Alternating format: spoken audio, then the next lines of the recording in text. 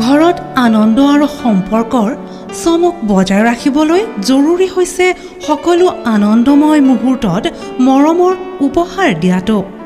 সেইবাবে মধুশ্ৰী জুৱেলাৰ্ছে আনিছে সকলো ৰঙীন ক্ষণৰ বাবে বিশেষ গহনা।